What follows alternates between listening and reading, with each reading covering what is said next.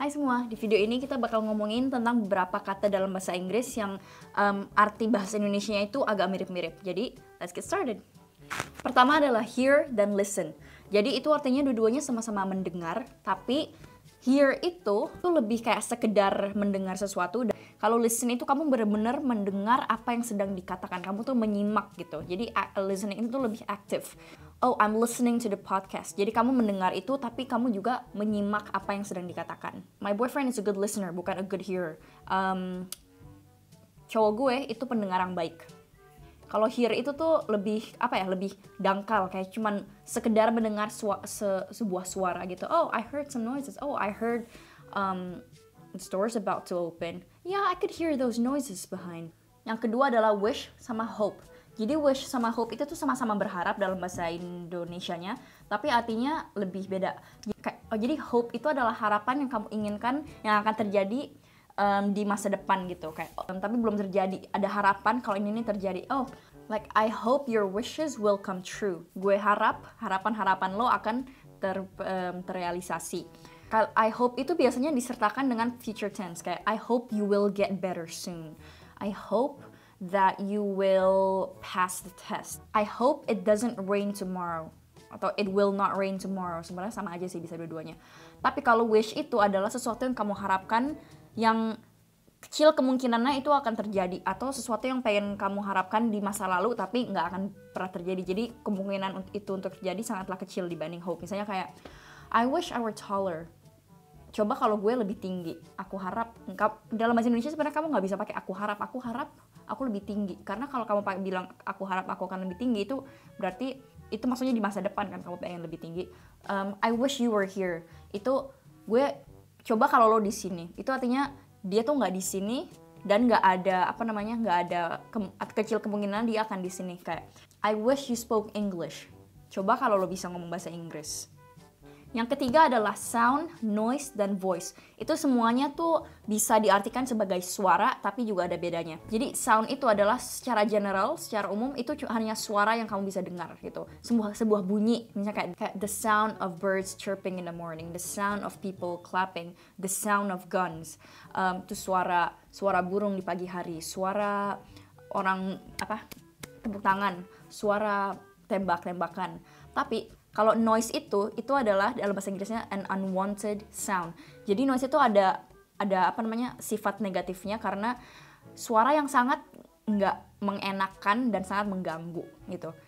Ketika sebuah suara itu mengganggu, itu kamu bilangnya noise. Ketika suara itu cuman suara, itu kamu bilangnya sound. Kayak biasanya frase yang dibilang adalah, what is that noise? Itu suara apaan sih? Suara itu maksudnya mengganggu gitu. Noise itu juga bisa dijadiin sebagai adjective kan. She's so noisy. Dia itu berisik banget gitu. Voice itu adalah spesifik suara yang dikeluarkan dari seseorang. The sound of your voice. Bunyi suaramu atau nggak suara kamu. She has a nice voice. Dia punya suara yang bagus. Oh, what happened to your voice? Apa yang terjadi dengan suara kamu gitu. Study versus learn. Jadi study itu maksudnya kamu mempelajari sesuatu untuk mendapatkan pengetahuan. Study, pengetahuan, knowledge. Learn itu kamu mempelajari sesuatu untuk mendapat kemampuan, skills. Learn skills gitu. Nah, coba kamu komen di bawah apa bedanya studying English sama learning English. Well, I'm gonna give you the answer anyways, but jadi studying English itu maksudnya kamu mempelajari bahasa Inggris itu lebih kayak mempelajari teorinya, mempelajari suaranya, mempelajari struktur kalimat atau penataan katanya gitu. Kalau kamu I'm learning English, kamu bilang kamu itu sedang mempelajari bagaimana mempraktekkan bahasa Inggris, bagaimana berbicara bahasa Inggris.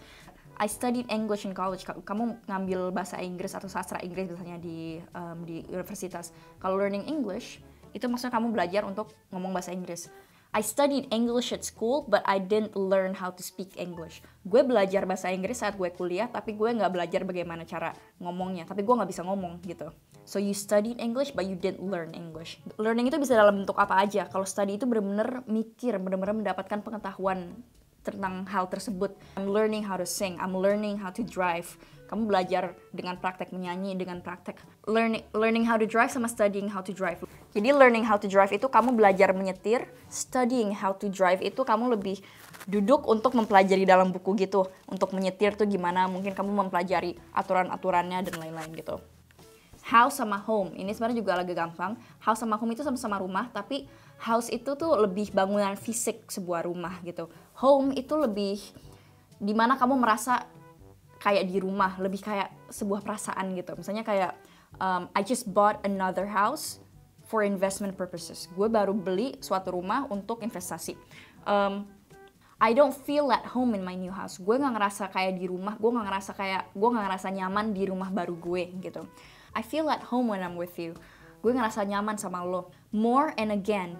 Jadi more sama again itu sama-sama lagi artinya dalam bahasa Indonesia, tapi more itu tuh lebih apa ya? Lebih kuantitas, dan again itu lebih kayak berulang lagi gitu.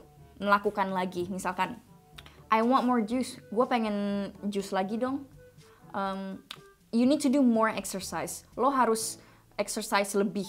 I need my mom more than she needs me. Gue lebih memerlukan nyokap gue daripada sebaliknya. She wanted to know more about my life. Dia pengen tahu lebih tentang hidup gue. Kalau again itu melakukan sesuatu lagi, melakukan sesuatu ulang. Misalnya kayak, he told me to sing again. I fell asleep again when you left the house. Dia nyuruh gue buat nyanyi lagi. Gue ketiduran lagi habis lo keluar dari rumah gue. Oh, that was so nice. Let's go to the park again this weekend. Tadi seru banget. Ayo kita ke taman lagi weekend ini gitu. Effect sama affect. Jadi ini adalah perbedaan yang bahkan orang native aja masih sering suka bingung kalau misalnya mereka nulis, suka typo gitu. Affect adalah kata kerja mempengaruhi, effect adalah kata benda, dan itu artinya dampak. Contoh, kamu temenan sama Budi. Budi hobi makan. Budi itu mempengaruhi kamu jadi suka makan. Efeknya kamu jadi gendut. You're friends with Budi and he likes to eat. Budi affected your eating habit, atau lebih tepatnya sebenarnya Budi influenced your eating habit. Budi affected your eating habits. Thus, the effect of that is you got fatter. Efeknya adalah, dampaknya adalah kamu menjadi lebih gendut gitu. See, look, watch. Artinya sama-sama lihat atau menonton bahkan. See itu artinya kamu hanya sekedar melihat. Sama kayak hear, listen. Hear itu kamu cuma mendengar. Kalau see itu kamu cuma melihat. Oh, I saw him this morning. Oh, secara nggak sengaja gitu. Oh, I saw her. Oh, I saw a tiger in the woods. Oh, gue ngeliat macan di hutan. Aku nggak sengaja gitu. Kalau to look, kamu itu bener-bener kayak melihat. Kamu itu dengan sengaja melihat itu. You look at that direction. Okay? I saw a tiger and then I looked at it. Gue ngeliat tiger ini dan gue bener-bener mengamati. Kalau watch atau observe itu, kalau to watch itu kamu bener-bener menonton tiger ini, macan ini dalam waktu yang lebih panjang. And then I watched it. I saw a tiger by accident and then I stopped to look at it. And then I just found the tiger so amazing that I just stood there and kept watching it. Gue ngeliat macan, terus gue terkagum dan gue tetap melihatkan itu. Terus gue nontonin dia itu sedang makan sapi yang sedang udah mati gitu. See, look, watch itu dari order intensity-nya. See, watch itu paling intens, see itu cuman kayak sekedar. Oke guys, buat minggu ini itu aja. Mudah-mudahan kalian suka video ini dan kebingungan kalian sudah terjawab kan. Kalau misalnya kalian ada sugesti, ada saran kata apa lagi yang pengen diperjelas, komen aja di bawah and I will discuss it in the future. Dan sampai ketemu lagi minggu depan di video baru, and you have a good day. Until then, bye bye.